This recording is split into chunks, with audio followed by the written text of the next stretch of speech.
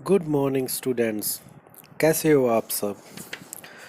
पिछले लेक्चर्स में हमने रेजिस्टेंस और रेजिस्टिविटी की बात की थी। आज के लेक्चर में हम कंडक्टेंस और कंडक्टिविटी की बात करेंगे। देखिए डेफिनेशन सबसे पहले पढ़ते हैं कंडक्टेंस की। Conductance of a register,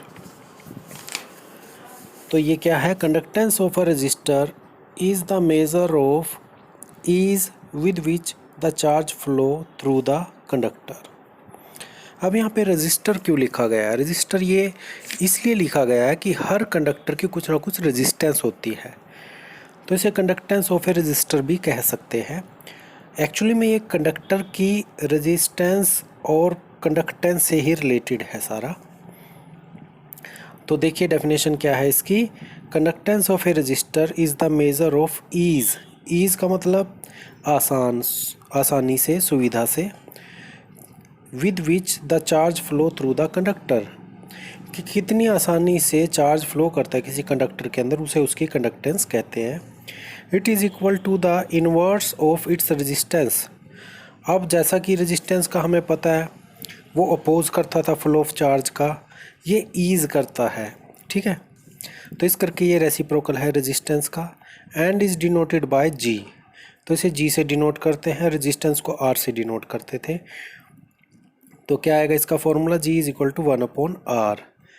the SI unit of conductance is ohm inverse, मतलब उसका जो है ओम था रेजिस्टेंस का, और कंडक्टेंस का ओम इनवर्स रेसिप्रोकल हो जाता है यहाँ पे। तो इसको महो भी कह देते हैं, साइमन भी कह देते हैं, सिंबल एस है इसका। उसके बाद नेक्स्ट टॉपिक है हमारे पास इलेक्ट्रिकल कंडक्टिविटी। सिंबल है इसका सिग्मा। ये जो कंडक्टिविटी के आगे ब्रैकेट में लिखा हुआ है ये है sigma. Of a conductor is defined as the reciprocal of its resistivity. तो इलेक्ट्रिकल कंडक्टिविटी क्या है? इसकी रेजिस्टिविटी का रेसिप्रोकल। देखो कंडक्टेंस रेजिस्टेंस, कंडक्टिविटी रेजिस्टिविटी, तो ये आपस में एक दूसरे का रेसिप्रोकल होते हैं। It is represented by sigma. Sigma is equal to 1/रो। तो रेजिस्टिविटी का सिंबल हमने पिछले लेक्चर में किया था, वहाँ पे मैंने बताया था ये रो होता है। तो सिग्मा इज इक्वल टू 1/रो। The SI unit of electrical conductivity is ohm inverse metre inverse, मतलब पर ओम पर मीटर, और महो पर मीटर और साइमन पर मीटर। तो ये इसका ऐसा यूनिट होता है कंडक्टिविटी का। आगे है the dimensions of electrical conductivity are sigma is equal to 1/रो। तो रो का फॉर्मूला लिखेंगे रेसिप्रोकल करके, n e square tau upon m. तो इन सब के डायमेंशंस लिख देंगे हम। तो हमारा फाइनल जो रिज़ल्ट है वो है M inverse L minus 3t3a²। तो इसका डायमेंशन निकल जाता है। Factor affecting electrical conductivity sigma of a conductor. तो जैसे रेजिस्टिविटी किन फैक्टर्स पे डिपेंड कर रही थी ये भी हमने किया था। अब करते हैं factor affecting electrical conductivity of a conductor. ये फॉर्मूला हमने पहले भी किया था। Rho is equal to m upon n e square tau and sigma is reciprocal of rho. तो सिग्मा का फॉर्मूला आ जाएगा हमारे पास n e square tau upon में एम। तो सिग्मा की डिपेंडेंस देखते हैं। Where the different terms have their usual meanings, मतलब इस फार्मूला में जो भी डिफरेंट टर्म्स यूज़ की गई है उनके मीनिंग यूजुअली जो हमने पहले यूज़ किए हैं वही यूज़ होंगे यहाँ पे। जैसे कि एन क्या है? एन है इलेक्ट्रॉन डेंसिटी। ई क्या है? Charge on electron. टो क्या है? Average relaxation time. ये हम ड्रिफ्ट वेलोसिटी से पहले टॉपिक किया था, वहाँ पे किया था ये। एम क्या है? Mass of electron. तो ये इन टर्म्स के मीनिंग है। Thus electrical conductivity depends on the following factors. तो इस तरह से इलेक्ट्रिकल कंडक्टिविटी इन फैक्टर्स पे डिपेंड करती है। नंबर 1 है nature of material of conductor, कि कंडक्टर का मटेरियल कैसा है। As number density of electrons is different material is different. तो हर मटेरियल की अलग अलग इलेक्ट्रॉन डेंसिटी होती है, मतलब number of electron per unit volume. तो जैसे सिल्वर के अंदर बहुत ज़्यादा इलेक्ट्रॉन होते हैं पर यूनिट वॉल्यूम, ठीक है, कॉपर के अंदर उससे कम, एल्यूमिनियम के अंदर उससे कम। तो सबसे बढ़िया कंडक्टर सिल्वर है, फिर कॉपर आता है, फिर एल्यूमिनियम आता है। तो इस तरह से होता है। तो sigma is proportional to n number density of electron in a conductor. So conductivity of different material is different. तो ये तो हुआ नेचर ऑफ द मटेरियल के ऊपर डिपेंडेंस। अब देखते हैं टेम्परेचर के ऊपर। सेकंड पार्ट में टेम्परेचर ऑफ द कंडक्टर।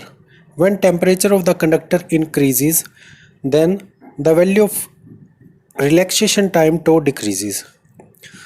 अब अगर टेम्परेचर इंक्रीज़ करते हैं, टेम्परेचर बढ़ेगा, तो इलेक्ट्रॉन की जो है वेलोसिटी बढ़ जाएगी, तो वो उसका कोलिजन स्पीड अप हो जाएगा।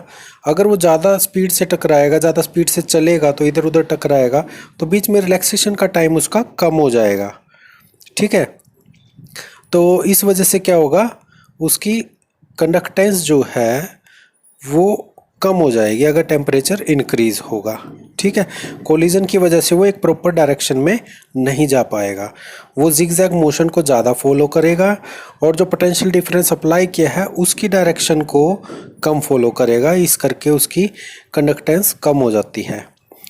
देखिए आगे क्या लिखा है, as sigma proportional to tau so conductivity of conductor decrease. On the other hand, if the temperature of the conductor decrease then the value of relaxation time increase। तो जैसे temperature कम होएगा तो इलेक्ट्रॉन जो है उसका कोलिजन जो है atoms और आयंस के साथ कंडक्टर के अंदर वो कम हो जाएगा और रिलैक्सेशन टाइम जो है उसका बढ़ जाएगा। Hence the conductivity of the conductor increase. Thus sigma is inversely proportional to temperature. Where T is the temperature of the conductor, the variation of electrical conductivity sigma of a conductor with the temperature is shown in figure 3.12। तो इस figure के अंदर आप देखिए, एक तरफ y axis पे sigma लिखा हुआ है, x एक्सिस पे T लिखा हुआ है टेम्परेचर। तो जब टेम्परेचर कम है तो सिग्मा हाई है, जैसे जैसे टेम्परेचर इंक्रीज होता है एक्स एक्सिस के अलोंग हम आगे की तरफ बढ़ते हैं तो सिग्मा की वैल्यू डाउन होती जा रही है। तो ये इन दोनों के इनवर्स रिलेशन को शो करता है। नेक्स्ट टॉपिक है classification of materials in term of conductivity. On the basis of conductivity the different materials have been classified into following categories. तो कंडक्टिविटी हर मटेरियल के अलग अलग होती है, तो उनकी कंडक्टिविटी के बेस पर डिफरेंट मटेरियल्स को अलग अलग कैटेगरी में डिवाइड किया गया है। कौन कौन सी कैटेगरी? सबसे पहले आती है insulators. These are the materials whose electrical conductivity is either very very small और नील। इंसुलेटर्स उन मटेरियल को कहते हैं जिनकी कंडक्टिविटी बहुत बहुत कम होती है या फिर होती नहीं है। Insulators do not aloe the flow of charges. When a small potential difference is applied across the two ends of an insulator, the current through the insulator is zero। मतलब जब थोड़ी सी पोटेंशियल डिफरेंस, मतलब कुछ voltage हम apply करते हैं किसी insulator के एंड्स पे, तो करंट उसमें से बिल्कुल भी पास नहीं करता, ज़ीरो होता है। एग्जांपल है इंसुलेटर के हमारे पास ग्लास मतलब कांच, रबर, वुड, सूखी लकड़ी। नेक्स्ट टॉपिक है यहाँ पे कंडक्टर, जो नेक्स्ट क्लासिफिकेशन हमारे पास। These are the materials whose electrical conductivity is very high. इनकी कंडक्टिविटी बहुत ज़्यादा होती है। Conductors conduct charge very easily. When a small potential difference is applied across the two ends of conductor, a strong current flows through the conductor. मतलब थोड़ा सा potential difference apply करते ही काफ़ी करंट फ्लो करता है इसमें से। फॉर सुपर कंडक्टर, अब कंडक्टर से भी आगे सुपर कंडक्टर होते हैं। The value of electrical conductivity is infinite. इनकी कंडक्टिविटी बहुत ज़्यादा होती है। And electrical resistivity zero. इनकी रेजिस्टेंस ज़ीरो के अप्रोक्सीमेट होती है सुपर कंडक्टर्स की। तो एग्ज़ाम्पल है इसके कंडक्टर के, जैसे copper, silver, aluminium, tungsten etcetera. और इन दोनों के इन बिटवीन आते हैं semiconductor. These are the materials whose electrical conductivity lies in between that of insulators and conductors.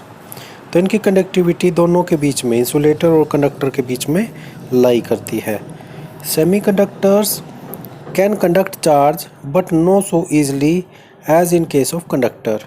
इनमें से चार्ज तो फ्लो कर सकता है लेकिन ऐसे नहीं जैसे कंडक्टर में से करता है. कंडक्टर में तो थोड़ा सा पोटेंशियल डिफरेंस अप्लाई करते ही चार्ज फ्लो करना शुरू कर देता है क्योंकि इनके अंदर इलेक्ट्रॉन बहुत ज़्यादा होते हैं, फ्री इलेक्ट्रॉन्स बहुत ज़्यादा होते हैं. When a small potential difference is applied across the ends of a semiconductor, a weak current flow through semiconductor due to motion of electrons and holes.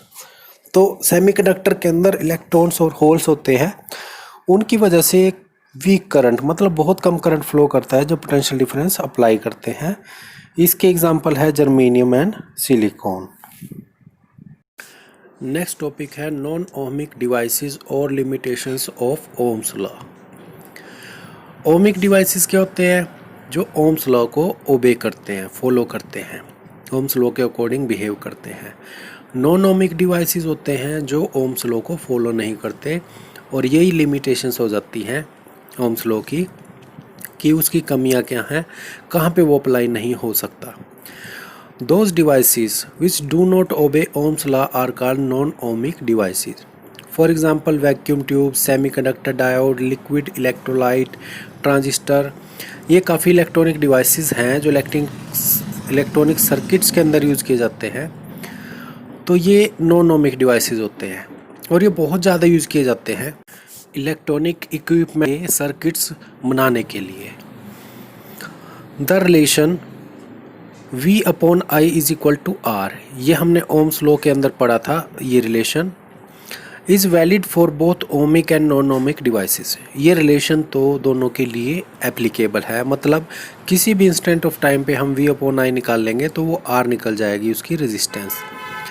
The value of R is constant for ohmic conductors. Ohmic conductors के लिए तो ये constant है. जैसे कि normal हम wire ले लेते हैं, copper wire, that is ohmic conductor. But R is not constant for non ohmic devices. तो नॉन ओमिक डिवाइसेस के लिए R कॉन्स्टेंट नहीं होता. Ohm's law fails when V upon I is not constant, क्योंकि Ohm's law क्या कहता है, R is equal to V upon I और ये कॉन्स्टेंट क्वांटिटी है. लेकिन अगर V अपॉन I कॉन्स्टेंट नहीं है तो ओम्स लॉ फेल हो जाता है.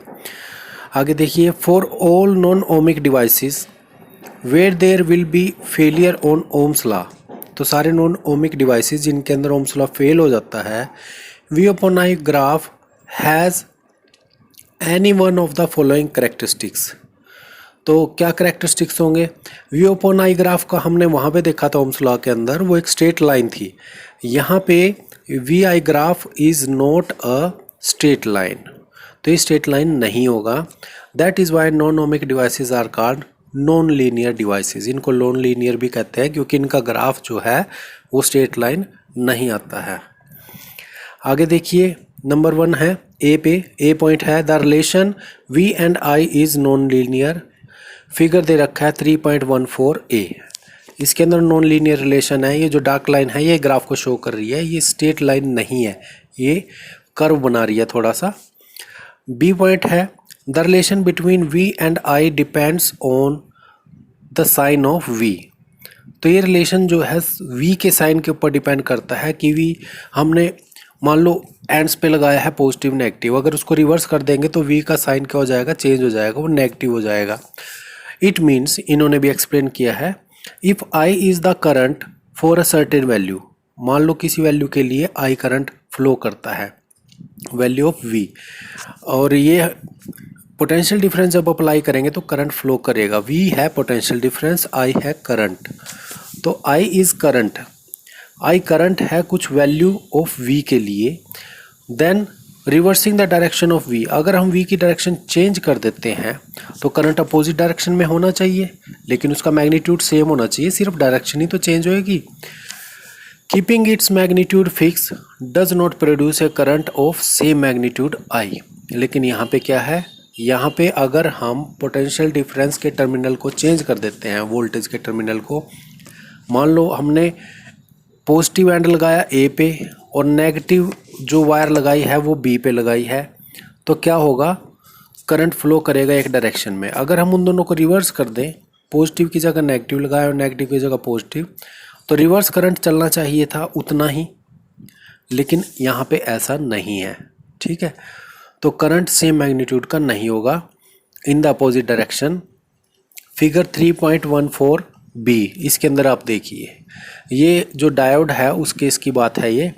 This happen in case of junction diode which we shall study in chapter 9B। तो चैप्टर 9B के अंदर हम इसको डिटेल में स्टडी करेंगे। ये ग्राफ आता है डायोड का। सी नंबर पे है, सी पॉइंट है, the relation between V and I is not unique. ये यूनिक रिलेशन नहीं होता, मतलब कांस्टेंट नहीं है। There is more than one value of V for the same current I. तो नॉन ओमिक डिवाइसेस की बात कर रहे हैं ये। नॉन ओमिक डिवाइसेस के अंदर ये रिलेशन कांस्टेंट नहीं होता, जैसा कि फिगर नंबर 3.14 सी के अंदर दिखाया गया है। यहाँ पे करंट जो है वो वाई एक्सिस के अलोंग लिया गया है और वी जो है वोल्टेज वो एक्स एक्सिस के अलोंग ली गई है। और देखिए ग्राफ कैसे कर्वी आ रहा है, यहाँ पे मोड़ काफ़ी हैं ग्राफ के अंदर, मतलब अलग अलग वैल्यू करंट की, अलग अलग पोटेंशियल डिफरेंस जो है उन दोनों की वैल्यू आ रही है। तो आर जो है वो कांस्टेंट नहीं आएगा, फिक्स नहीं आएगा। तो ये कहाँ पे होता है, ये भी नॉन ओमिक डिवाइसेस के अंदर होता है। यहाँ पे लिखा है this happens for the material GaAs, मतलब गैलियम आर्सेनिक। इसके लिए ये होता है, गैलियम आर्सेनिक का लाइट एमिटिंग डायोड के अंदर हम यूज़ करते हैं। आप सबने लाइट एमिटिंग डायोड तो सुना ही होगा, या फिर शॉर्ट में बताता हूँ LED। देखो LED सबने सुना है, ठीक है। LED छोटे छोटे डायोड्स होते हैं, पार्टिकल, जिनसे हम पूरी स्क्रीन को बना सकते हैं। LED स्क्रीन आ रही है आजकल, वो अलग अलग कलर की लाइट जनरेट करती हैं, जिससे कि पिक्चर बन जाती है पूरी की पूरी स्क्रीन के ऊपर। तो ये लाइट एमिटिंग डायोड होते हैं, जिनके अंदर सेमीकंडक्टर मटेरियल्स का यूज़ किया जाता है और इन्हीं से डिस्प्ले वगैरह बनाए जाते हैं। तो ये नॉन ओमिक डिवाइसेस होते हैं जो ओम्स लॉ को फॉलो नहीं करते। तो ये हमारा आज का लास्ट टॉपिक था। लेक्चर को ध्यान से सुनने के बाद इन सभी टॉपिक्स को आपने अपनी बुक में से रीड करना है और अच्छे से लर्न कर लेना है। आप इनकी लिख के भी प्रैक्टिस कर सकते हो, ताकि आपको बिल्कुल क्लियर हो जाए कंसेप्ट। और अगर समझ ना आए तो इस लेक्चर को 2-3 बार सुन के देखना, उससे और ज़्यादा क्लियर हो जाएगा आपको कंसेप्ट। तब बुक में पढ़ना और अपने नोट्स साथ के साथ प्रिपेयर करते रहना। ओके बच्चों, तो मिलेंगे नेक्स्ट लेक्चर में, तब तक के लिए गुड बाय।